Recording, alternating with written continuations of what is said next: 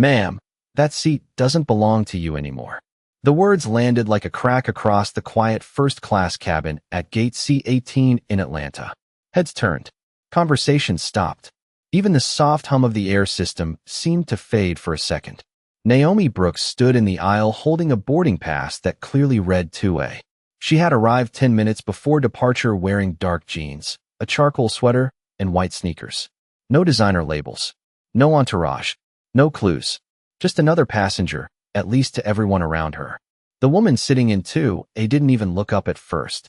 Linda Whitmore, a well-dressed white passenger in her late 50s, adjusted the sleeve of her cream-colored jacket and settled deeper into the leather seat. Then she glanced at Naomi and smiled. It wasn't a friendly smile. It was the kind that assumed the conversation was already over. There must be some mistake, Linda said. You can find another seat. Naomi looked at her boarding pass again, then at the seat number above Linda's head, then back to Linda. Her expression never changed. This is my seat, she said calmly. Linda laughed under her breath as if the answer were obvious. Not anymore. A few nearby passengers exchanged looks. One man lowered his newspaper. A woman across the aisle paused halfway through sending a text. Nobody spoke. Nobody intervened. They simply watched. Naomi remained still. There was something unusual about her composure. Most people would have argued. Most people would have demanded a flight attendant immediately. Naomi simply stood there as if she were collecting information, as if every word mattered. From the front galley, a flight attendant noticed the standoff and approached with quick professional steps.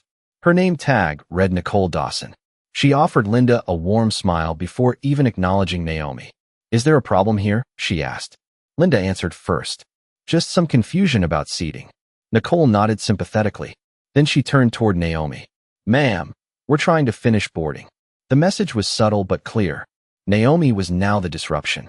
Naomi handed over her boarding pass. Nicole glanced at it for less than a second. Let's not hold everyone up, she said. I'm sure we can find another solution. Another solution. Not the correct solution. Not the seat Naomi had purchased. The cabin atmosphere shifted. It wasn't loud. It wasn't dramatic. It was worse. It was familiar. The kind of moment where assumptions quietly become decisions. Naomi could feel dozens of eyes on her now. Measuring. Judging. Deciding who belonged and who didn't. Yet she never raised her voice. Never frowned. Never looked away. Outside the window, baggage carts moved across the tarmac beneath the afternoon sun. Inside the aircraft, the tension tightened like a cable being pulled 1 inch at a time. Linda crossed her legs comfortably and placed her handbag beside her. A silent claim. A declaration that she had no intention of moving. Then she looked directly at Naomi and delivered the sentence that changed everything. First class isn't for everyone, she said. The cabin went still. And for the first time, Naomi Brooks smiled. The smile caught Linda off guard. It was not the smile of someone embarrassed. It was not the smile of someone defeated. It was the smile of someone who had just learned exactly what she needed to know. Nicole noticed it too. Her professional confidence flickered for a fraction of a second before returning. Ma'am, if you will just step aside, we can discuss this after boarding is complete. Naomi folded her boarding pass once and slipped it into the pocket of her sweater. I am already at my seat, she said. Nicole exhaled slowly. The patience in her voice was becoming thinner. The flight is nearly full. We need to keep things moving. Linda nodded as if the matter had already been settled. Exactly. Some people do not understand how these things work. A few passengers chuckled quietly. Others looked uncomfortable. No one seemed eager to challenge the growing imbalance unfolding in front of them. Naomi looked around the cabin. Row by row, face by face. The reactions told their own story. Some people avoided eye contact entirely. Others watched with curiosity. A few appeared to agree with Linda without saying a word. It was remarkable how quickly a stranger could be judged. How easily confidence could be mistaken for entitlement. How often appearances became evidence in the minds of people who knew nothing at all. Nicole extended a hand toward the aisle. Please come with me. Naomi remained where she was. Calm. Unmoved. I purchased seat 2A, she said. Why am I the one being asked to leave? The question hung in the air. Nicole did not answer it directly. Instead, she glanced at Linda and offered another reassuring smile. We are trying to avoid unnecessary disruption. There it was. The subtle shift. The transformation from passenger to problem. Naomi had seen it before. Not once. Not twice. More times than she could count. Different cities. Different industries. Different faces. The same script. Across the aisle, a young businessman lowered his laptop. He had been pretending not to listen. Now even he seemed interested. Near the front galley, another flight attendant appeared. Younger. Quiet. Her name tag read Emily Carter. She slowed as she approached, sensing tension before she even understood it. Nicole turned toward her immediately. Everything is under control. Emily nodded, but her eyes drifted toward the seat number, then toward Naomi, then toward the boarding pass scanner hanging from Nicole's wrist. Something about the situation clearly did not add up.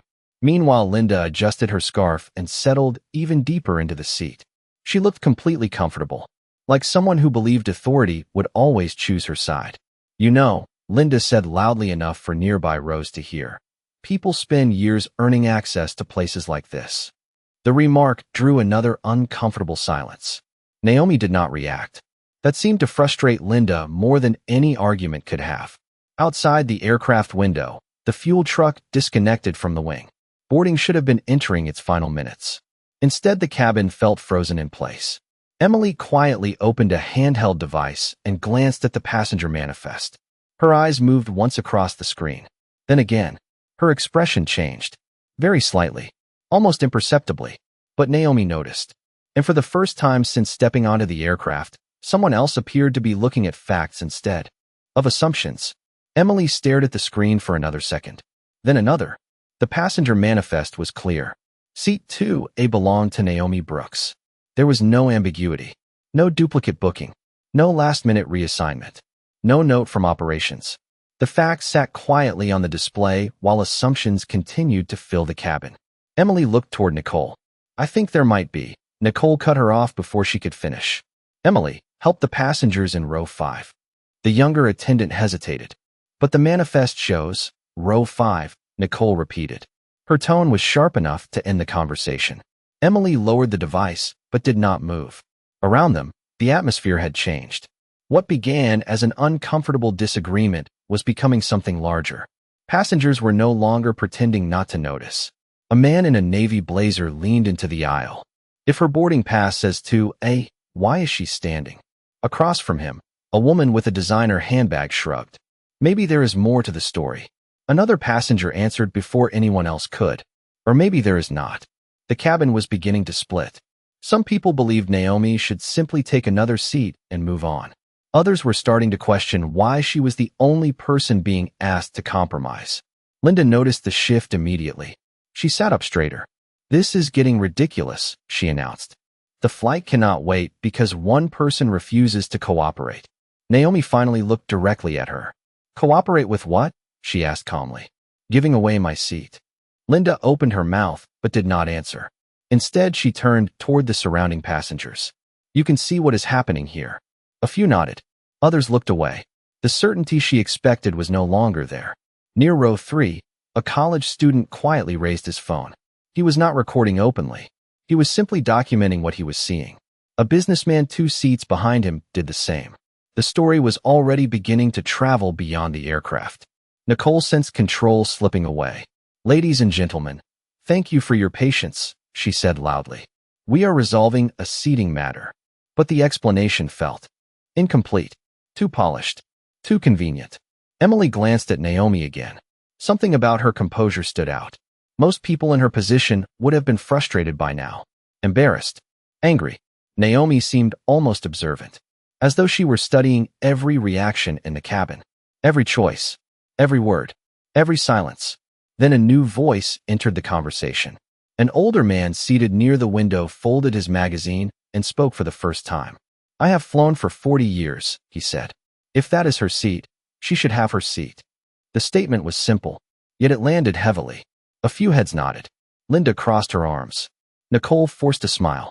Emily looked back down at the manifest one more time. The answer had not changed. But the cabin had. People were choosing sides now. And the longer it continued, the harder it would be to hide where the truth actually belonged. Emily knew she had a choice. Stay quiet and let the moment pass. Or say what she had seen. The decision felt heavier than it should have. Around her, the cabin remained suspended in a strange kind of tension. The aircraft door was still open. Passengers were still boarding, yet nobody seemed focused on departure anymore. Every eye kept drifting back toward row 2. Nicole stepped closer to Naomi. "Ma'am, this discussion has gone on long enough." Her voice carried the confidence of someone accustomed to being obeyed. "We have offered alternatives." Naomi tilted her head slightly. "You have offered my seat to someone else."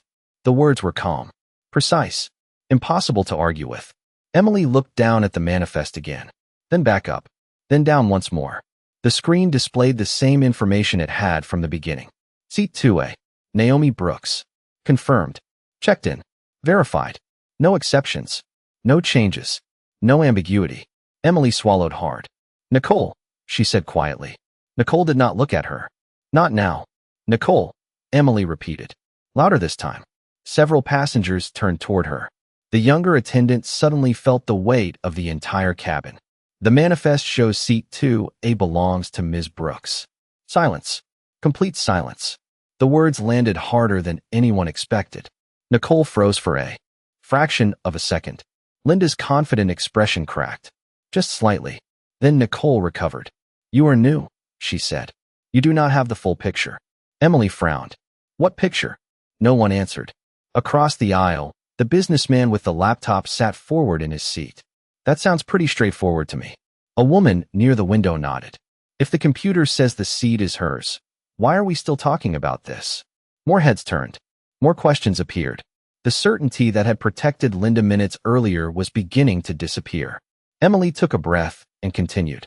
"I checked twice." Nicole's jaw tightened.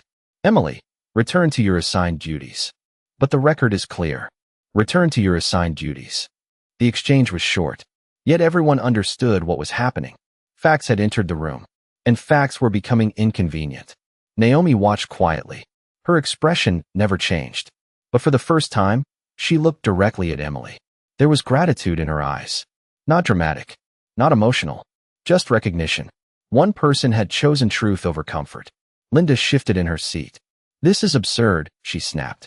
"We cannot delay an entire flight over a clerical issue." Emily looked at her. "It is not a clerical issue." The answer came before she could stop herself. "It is her seat." A murmur spread through the cabin. Passengers exchanged glances. Some nodded openly now. Others pulled out their phones. Not because of Naomi. Not because of Linda. Because something felt wrong. And everyone could feel it. Nicole realized it too. Control was slipping. The narrative was changing. The young trainee had done more damage to the official story in 30 seconds than anyone else had managed all afternoon. Then Naomi finally spoke. Her voice was quiet enough that people leaned in to hear it. "Thank you, Emily." Emily nodded once. She expected the tension to ease. She expected the obvious solution to follow. Instead, Nicole looked toward the front galley, reached for the intercom phone, and made a decision that would push the situation somewhere none of them expected. Nicole lifted the intercom phone and spoke quietly enough that most passengers could not hear the details. They only saw her expression. Controlled. Determined. A few seconds later she returned and slipped the phone back into its cradle. "We are waiting for a supervisor," she announced. "Until then, nobody is changing seats." The statement drew immediate reactions. Several passengers exchanged frustrated looks. The older man by the window shook his head. "The seat assignment has already been verified." Nicole ignored him. Linda seemed relieved.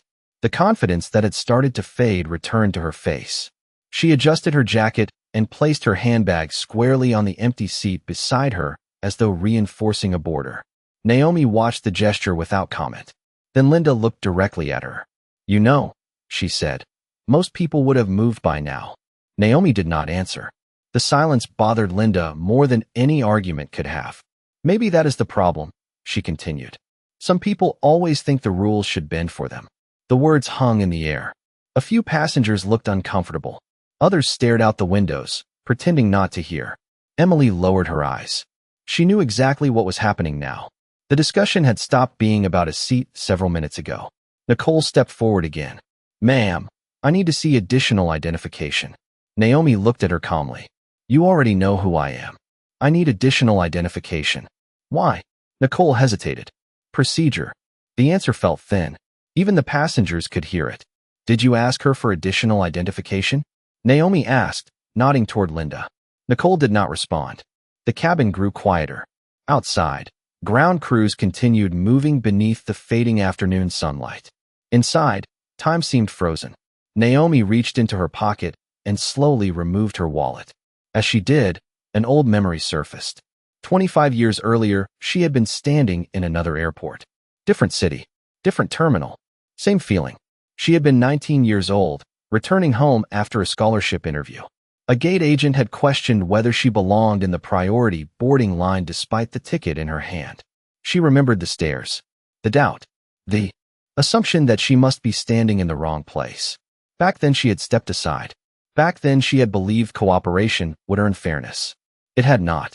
The memory faded. The present returned. Naomi looked around the cabin. The faces were different. The pattern was not. Emily spoke quietly. "This is not right." Nicole turned sharply. "Enough." Emily fell silent, but the damage was done.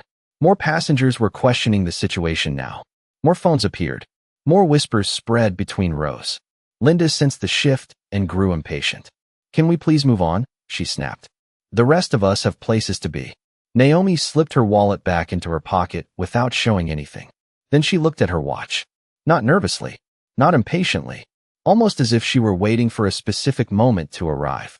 And somewhere far beyond the aircraft, a message was already moving through a system none of them knew had just been activated. Naomi lowered her wrist after checking the time. The gesture seemed insignificant. Nobody in the cabin paid much attention to it. Nobody except Emily. The young flight attendant had started noticing details others ignored. The calm, the patience, the complete absence of panic. Most passengers facing public embarrassment would be desperate to prove themselves. Naomi appeared to be measuring something else entirely. Nicole crossed her arms. "If you are refusing to cooperate, we may have to delay departure." The statement was meant to pressure her. Instead, Naomi nodded once. "That is your decision." The answer caught Nicole off balance. Across the cabin, passengers exchanged confused looks. Delaying a flight over a seat assignment seemed unreasonable. Delaying it after the seat assignment had already been verified seemed even worse. Then a soft chime sounded from the flight deck. Nicole glanced toward the front of the aircraft. A moment later, another attendant emerged from the galley. "The captain needs you," he said quietly. Nicole frowned and disappeared toward the cockpit. The cabin settled into an uneasy silence.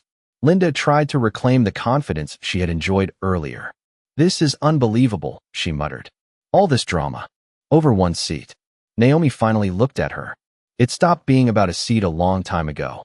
Linda rolled her eyes, but several passengers visibly agreed. The older man by the window nodded. The businessman with the laptop closed his screen completely now. Nobody was working anymore. Everybody was watching. A minute passed. Then another. Nicole did not return. Outside the window, the jet bridge remained attached. The aircraft should have been pushing back by now. Instead, it sat motionless. Ground crew members began moving differently. More radios. More conversations. More glances toward the aircraft. Something had changed. Emily noticed it first. The operations tablet hanging near the galley suddenly refreshed. A yellow notification appeared across the top of the screen. She stared at it. Read it again. Then looked toward Naomi. Her heartbeat quickened. "That cannot be right," she whispered. The notification remained. Operational hold. Departure paused pending executive review. Emily had never seen language like that before. Not for a seating dispute. Not for anything happening inside a cabin. Nicole finally emerged from the cockpit. The color had drained from her face. She walked quickly toward the galley and picked up the intercom phone again. This time her confidence was gone. She listened more than she spoke. Passengers noticed. Linda noticed too. "What is happening?" she asked. Nicole did not answer. The silence was answer enough. Naomi reached into her pocket and removed her phone. One unread message glowed on the screen. She read it once and slipped the device away. Nothing more. No celebration. No reaction. Across the aisle, the businessman finally asked the question everyone was thinking. "Why is the plane not moving?" Nobody from the crew responded. The cabin no longer felt tense. It felt uncertain, like a storm approaching from somewhere beyond the horizon. Emily looked down at the operations tablet again. Another update had arrived. Executive review confirmed. Await further instructions. Her eyes widened. Then slowly, almost involuntarily, she looked back toward Naomi Brooks. And for the first time, She began to suspect that the most important person on the aircraft was not sitting in the cockpit. The cabin felt smaller now. Not physically, emotionally. Every unanswered question seemed to pull the walls inward. Nicole stood near the galley staring at her phone. She checked it once, then again. Whatever messages were arriving were not making her feel better. Linda noticed the change immediately. People who rely on certainty are often the first to recognize when it disappears. "What is going on?" she asked again. This time there was tension in her voice. Nicole forced a smile that convinced no one. "We are handling it." But nobody believed her. Not anymore. The aircraft remained connected to the jet bridge. Boarding had stopped completely. Through the windows, passengers in the terminal were beginning to gather near the gate, looking toward the aircraft with curiosity. Something unusual was happening. Everybody could feel it. Emily took a cautious step toward Naomi. "Ms. Brooks," she said quietly, "do you know why operations placed an executive hold on the flight?" Naomi looked up. Her expression remained calm. "Yes." Emily blinked. "You do?" Naomi nodded once. "I do." The answer spread through the cabin faster than any announcement could have. Passengers exchanged glances. The businessman leaned forward. The older gentleman near the window lowered his glasses. Even Linda stopped pretending not to care. Nicole turned sharply. "Ma'am, I do not think this is helping the situation." Naomi looked at her. "The situation existed long before I spoke." Silence followed. Heavy silence. The kind that arrives when a truth becomes impossible to avoid. Then Nicole's phone rang. Not a message. A call. Her face changed the moment she saw the screen. She answered immediately and stepped away. Everyone watched. Nobody could hear the voice on the other end. They did not need to. Nicole's posture said enough. She was no longer leading the situation. She was receiving instructions. When the call ended, she stood motionless for several seconds. Then she walked slowly back toward row 2. The confidence that had carried her through the last 20 minutes was gone. "Ms. Brooks," she said. Naomi met her gaze. "Yes." Nicole swallowed. "May I speak with you privately?" A few passengers laughed softly. Not out of cruelty. Out of disbelief. 20 minutes earlier nobody had wanted to hear Naomi at all. Now privacy suddenly mattered. Naomi remained seated in the aisle seat across from Linda. "I think everyone has heard enough already," she replied. Nicole looked as though she wanted to argue. Instead, she lowered her eyes. Across the cabin, Emily noticed another notification appear on the operations tablet. This one was marked Executive Priority. Her breath caught. The message contained a single line. Identity confirmed. Escalation protocol authorized. Emily looked up slowly. Her eyes moved from the screen to Naomi, then back again. Suddenly, every strange detail made sense. The calm, the timing, the hold order, the complete absence of fear. Linda noticed Emily's expression. "What does that mean?" she asked. Nobody answered. Naomi stood for the first time since the hold had been issued. The cabin fell completely silent. Every conversation stopped. Every phone lifted. Every eye locked onto her. And when she finally spoke, her voice carried through the aircraft with effortless certainty. "You were never delaying this flight because of a seat," she said. "You were delaying it because you made assumptions about the wrong passenger." The words settled over the cabin like a sudden change in air pressure. Nobody moved. Nobody spoke. Even Linda seemed unable to find a response. Naomi looked around slowly, meeting the eyes of passengers who had spent the last half hour watching a simple seat dispute become something far more revealing. Then her phone rang. She glanced at the screen and answered without hesitation. "Good afternoon, Rachel." The voice on the speaker was clear enough for nearby rows to hear. "Ms. Brooks, executive review is complete. The flight has been placed on temporary operational hold pending resolution of the incident documented by cabin staff, passenger reports, and system records." A ripple moved through the aircraft. Rachel continued. "Identity confirmation has been completed. Corporate leadership has been notified." Nicole closed her eyes briefly. Emily stared at Naomi in disbelief. The businessman across the aisle leaned forward. "Corporate leadership?" he whispered. Rachel's voice remained steady. "Would you like me to proceed with the next step?" Naomi looked toward Nicole first, then Linda, then the passengers who had witnessed every moment. "Yes," she said. "Proceed." Another pause followed. Then Rachel spoke again. "Effective immediately, all reports related to this incident are being preserved for review. Executive Operations has also confirmed that the departure hold originated from your authorization status within the company. The silence that followed was absolute. Linda blinked. What does that mean? Nobody answered immediately. Naomi finally turned toward her. It means this aircraft stopped moving because I told it to stop. Gasps spread across the cabin. Several passengers exchanged stunned looks. One phone nearly slipped from its owner's hand. Emily felt her heart pounding. The pieces finally fit together. Nicole looked as though the floor beneath her had disappeared. Who are you? Linda asked quietly. Naomi held her gaze. My name is Naomi Brooks. Another pause. I am the Chief Executive Officer of Skybridge Aviation. The reaction was immediate. Shock moved through the cabin row by row. The older gentleman near the window removed his glasses completely. The businessman laughed once in disbelief. Emily covered her mouth. Nicole took a small step backward. Linda's confidence vanished all at once. No, she whispered. No, that cannot be right. Naomi reached into her pocket and showed the digital executive credential on her phone. She did not wave it around. She did not dramatize the moment. She simply displayed the truth. Nicole looked at the screen and lowered her eyes. Rachel's voice returned through the speaker. Executive records confirm identity. Operational authority verified. The cabin no longer felt divided. The argument was over. Facts had finally caught up with assumptions. Naomi slipped her phone away. You took a seat that was not yours, she said calmly. But that was never the real issue. Her eyes moved across the cabin. The real issue was how quickly people decided who belonged and who did. Nobody challenged her. Nobody could. Because every person on that aircraft knew exactly what they had witnessed. For several seconds, nobody said anything. The aircraft seemed suspended between two realities. The one people had assumed was true and the one now sitting plainly in front of them. Nicole stood near the galley with her hands clasped tightly together, feeling the weight of every decision she had made over the past hour. Linda stared at the seat she had fought so hard to keep, as though it belonged to someone else now. In a way, it did. Not because of authority, not because of titles, because the truth had finally reclaimed its place. Rachel's voice came through the phone one last time. Executive review has concluded. Operations is awaiting your decision regarding departure. Naomi glanced around the cabin. She saw embarrassment on some faces, reflection on others, relief on a few.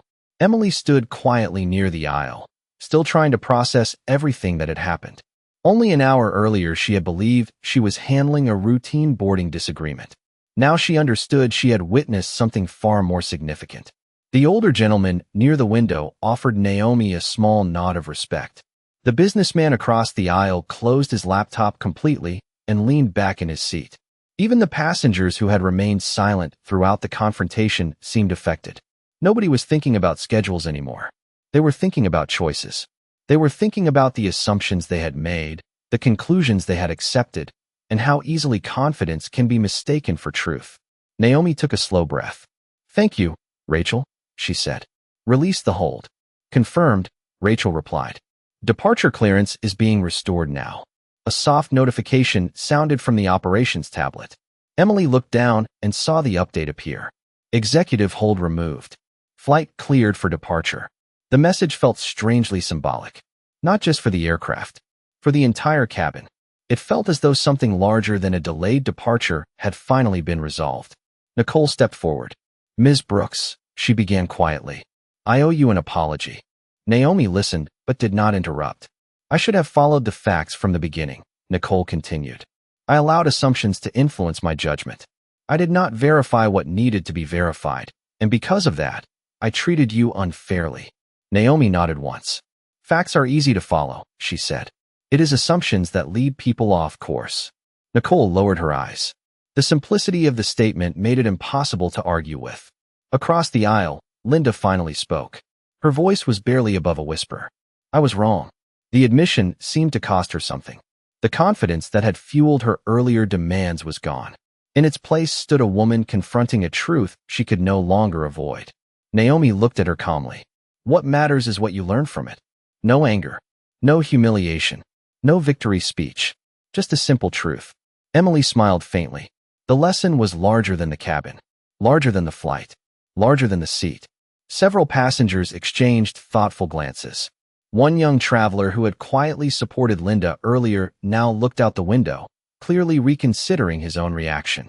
Another passenger folded her arms and reflected on how quickly public opinion can form when only one side of a story is heard. The jet bridge finally began to move away from the aircraft. Outside the window, evening sunlight stretched across the tarmac in long golden lines. Inside, passengers settled into their seats once again. Conversations resumed. Phones lowered. The tension that had dominated the last hour slowly dissolved. The cabin no longer felt divided. It felt united by a shared realization. Naomi stepped into seat 2A at last, the seat that had belonged to her from the beginning. The irony was impossible to miss. After everything that had happened, sitting down felt like the smallest part of the story. As the aircraft prepared for pushback, Naomi looked out the window and reflected on a lesson she had learned years earlier. Respect should never depend on wealth. It should never depend on status. It should never arrive only after a title is revealed. The strongest measure of character is how people treat someone when they believe that person has no power at all. Too often, people reserve kindness for those they think can benefit them and dismiss those they believe cannot. Yet character is revealed most clearly in moments when there is nothing to gain. The engines began to hum. The aircraft started to move. The familiar vibration rolled gently through the cabin. Passengers returned to their routines, but many carried something new with them. Not a memory of an argument. Not a memory of a delayed flight. A memory of a standard. Somewhere behind the fading noise of the terminal, a quiet standard had been raised. Naomi had not raised her voice. She had raised the expectation. She had demonstrated that dignity requires no performance, authority requires no display, and truth requires no defense when facts are allowed to speak for themselves. Long after the flight landed, many of the people on board would remember the moment differently than they remembered most journeys. They would remember how quickly appearances can deceive, how easily assumptions can spread, and how powerful calm conviction can be when challenged. And everyone on board would remember the difference.